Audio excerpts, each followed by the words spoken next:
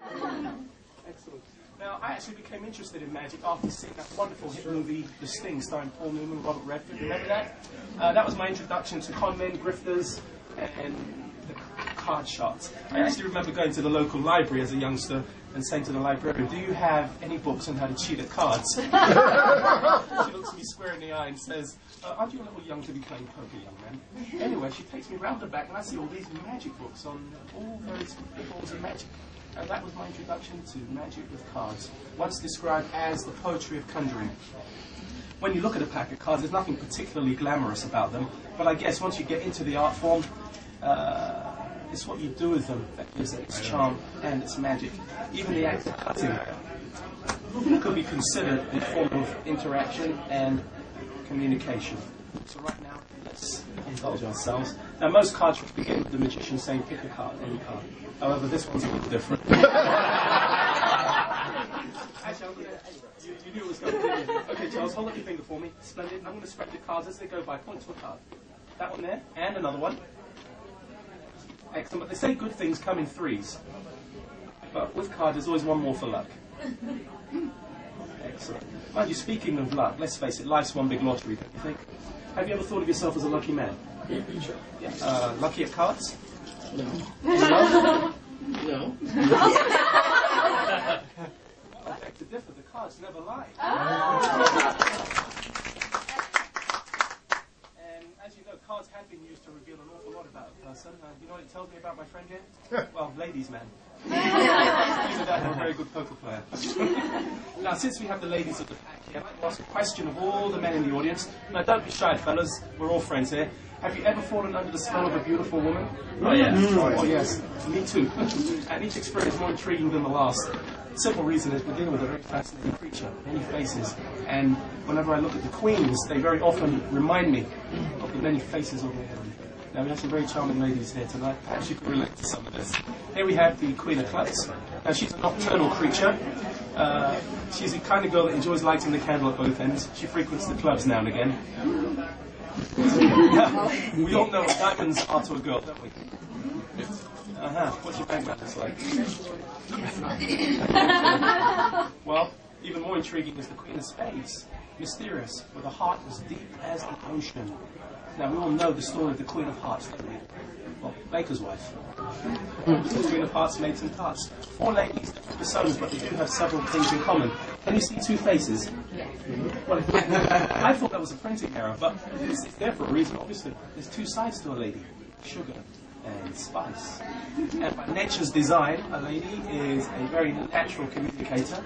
So you never find them standing around by themselves. They do enjoy the company of others.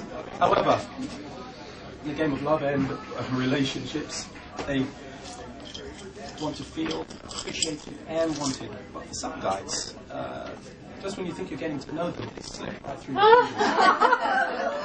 Right through your fingers. And you've got the best seat in the house for this. Yeah. Absolutely. Watch the Queen of Diamonds, everyone. Like a magician's illusions, elusive, mysterious. Now you see her, now you don't. Watch the Queen of Spades. She lives by the old cliche, to tease is to please. And before you know it, the lady vanishes. I write all this pattern myself. But last but by no means least, the Queen of Hearts.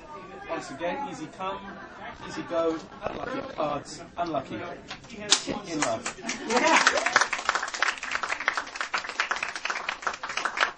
Mind you, it does seem a pity to blossom so soon, don't you think? Yes. Can I be honest with you? Sure. Oh, I'm a sucker for a happy ending. So, let's think about this. Have you noticed how some guys appear to be very lucky when it comes to attracting women? Yes? I mean, what is it? Money? Charm? Savoir-faire? Savoir-faire. Or does it depend on what a lady's attracted to? Well, if we go for the Queen of Diamonds, something tells me she likes to find things in life. She's going to go for a man with power. Where there's power, there's money. A high roller. And most high rollers enjoy flirting with lady luck. Some have other tastes. Numerology. And here we have the lucky 7. Now that's a number you can count on. But, will it prove lucky for the Queen of Diamonds? Well, let's see. That's 1, 2, 3, 4, 5, 6, 7. Lucky for the lady. However, they say money money doesn't buy happiness. But variety is the spice of life.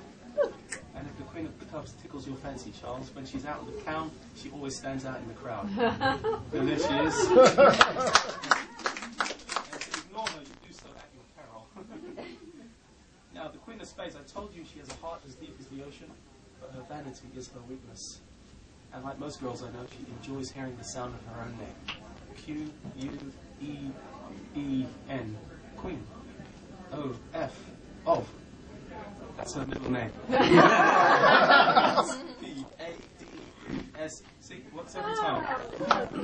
But last but by no means least, the loving Queen, the Queen of Hearts. You know, perhaps we could put the power of attraction to the test. Hypothetically speaking, I don't want the audience to feel you have a cardboard fetish, okay? Which one of these are you attracted to? That one right there, take it out, let's see if you got lucky. Lucky at cards, lucky in love? Yeah. Really? Oh. Mind you, I did promise you a happy ending, didn't I? I also said that each of these ladies have two faces. And the Queen of Hearts is no exception, sugar and spice.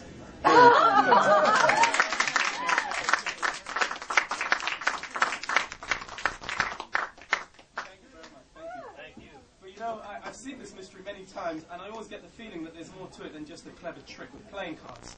I guess the moral of the story is, no lady should be alone.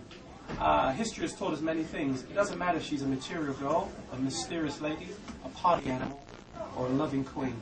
They each deserve a companion, just like we do. To find your soulmate can bring completeness to your life. And with it, you'll find friendship, romance, and the promise of unconditional love.